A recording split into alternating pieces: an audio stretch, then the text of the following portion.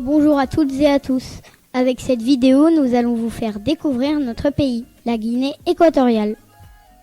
La Guinée est l'un des plus petits pays d'Afrique, qui se situe entre le Gabon et le Cameroun. La plupart du territoire est recouvert par des forêts très denses. Le pays est composé d'une partie continentale et de 5 îles volcaniques. Les deux principales sont Bioko et Annobon. Bioko est la plus grande. C'est là où se trouve la capitale, Malabo. On retrouve aussi un volcan endormi, le Pico Basile. Voici maintenant quelques explications sur le drapeau de Guinée équatoriale. On voit 4 couleurs. Le bleu représente l'océan Atlantique qui touche le pays. Le rouge, c'est le sang versé pour la libération du pays en 1968. Avant, c'était une colonie espagnole. Le vert représente les forêts tropicales. Et pour finir, le blanc symbolise la paix retrouvée. Il y a 6 étoiles. La première, c'est le continent et les 5 autres sont les îles qui appartiennent au pays. L'arbre au milieu est un ceiba. On a aussi la devise Unidad, Paz y Justicia, qui veut dire en français unité, paix et justice. Passons maintenant au climat du pays. C'est un climat de type tropical, ça veut dire que la température varie très peu dans l'année, on a environ 25 degrés, l'air y est très humide. On a 2 saisons des pluies de mars à mai et de septembre à novembre.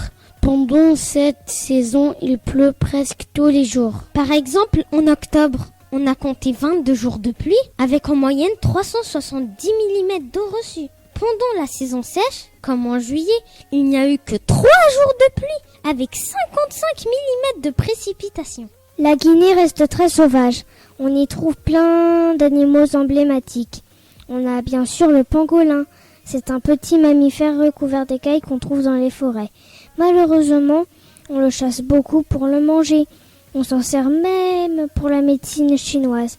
Il est gravement menacé de disparition. Un autre animal présent dans notre pays, c'est la tortue luth. Elle peut vivre 50 ans, mesurer 1,60 m et peser jusqu'à 400 kg. Elle aussi est menacée à cause de la chasse et de la pollution des mers. On trouve enfin un arbre sacré très important, le ceiba. Cet arbre est sur le drapeau de la Guinée. Le ceiba ou capotier est un immense arbre pouvant atteindre 70 mètres de haut. On le reconnaît facilement car il dépasse les autres dans les forêts. Sur le continent, près de l'océan, nous avons la plus grande ville, Bata. Nous allons vous parler des principaux lieux et monuments de la ville. D'abord, il y a le magnifique Paseo Maritimo, situé en bord de mer. On peut y faire du sport, du vélo et de la marche. On a aussi un énorme port qui peut accueillir des très gros bateaux. Avec les grues, on peut décharger des conteneurs de marchandises. On peut même stocker du pétrole dans des grosses citernes. Bata, c'est ici la place de l'horloge, qu'on appelle ici la Torre. C'est une grande tour avec au milieu un restaurant. Pour finir, Bata, c'est aussi notre école, l'école française Sogia Satam.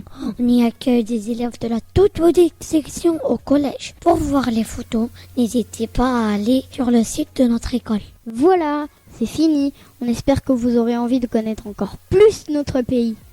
Merci à toutes et à tous et à bientôt.